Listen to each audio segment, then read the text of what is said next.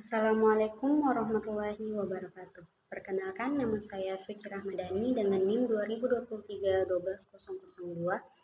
Pada kesempatan kali ini, saya akan mempresentasikan hasil analisis saya terkait novel Tenggelamnya Kapal Van der Weyck karya Buya Hamka.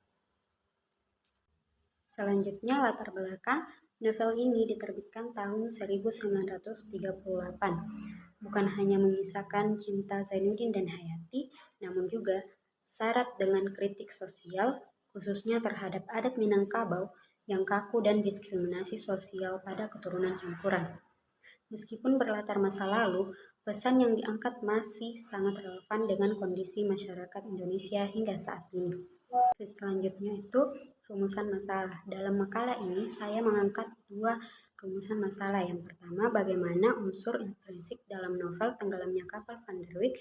Yang kedua, bagaimana relevansi pesan novel dengan kondisi sosial budaya saat ini.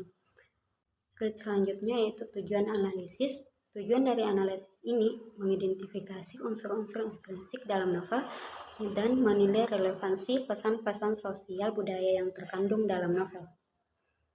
Baiklah, langsung saja kita masuk ke slide kelima, yaitu pembahasan mengenai unsur intrinsik, tema, dan alur. Tema utama novel ini adalah cinta yang terhalang adat dan diskriminasi sosial. Alurnya bersifat campuran atau maju mundur yang memperdalam pemahaman pembaca akan latar belakang karakter dan konflik mereka. Yang selanjutnya unsur intrinsik, tokoh dan penokohan. Beberapa tokoh penting dalam novel ini, yang pertama itu ada Zainuddin, yang bersifat cerdas, religius, dan berjuang menghadapi diskriminasi sosial. Yang kedua ada Hayati, gadis Minang, yang tunduk pada keputusan adat meski sangat mencintai Zainuddin. Yang ketiga ada Aziz, yang kaya raya namun arogan, mencerminkan ketidakadilan dalam penilaian masyarakat.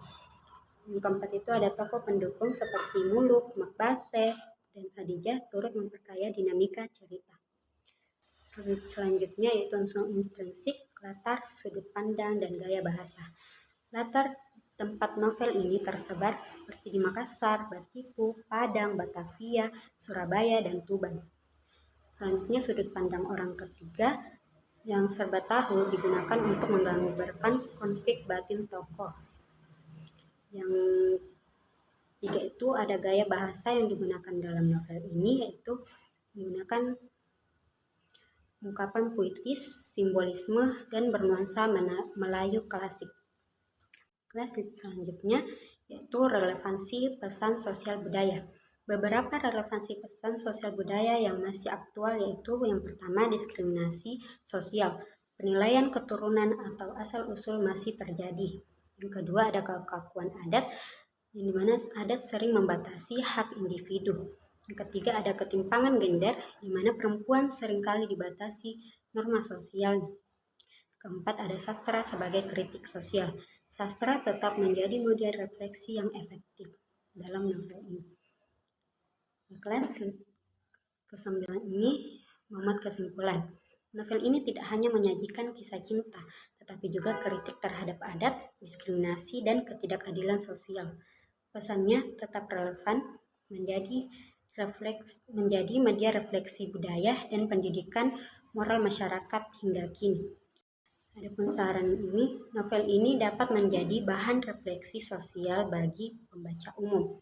Yang kedua, menjadi bahan kajian sosiologi sastra untuk mahasiswa guna memahami hubungan antara sastra dan realitas sosial.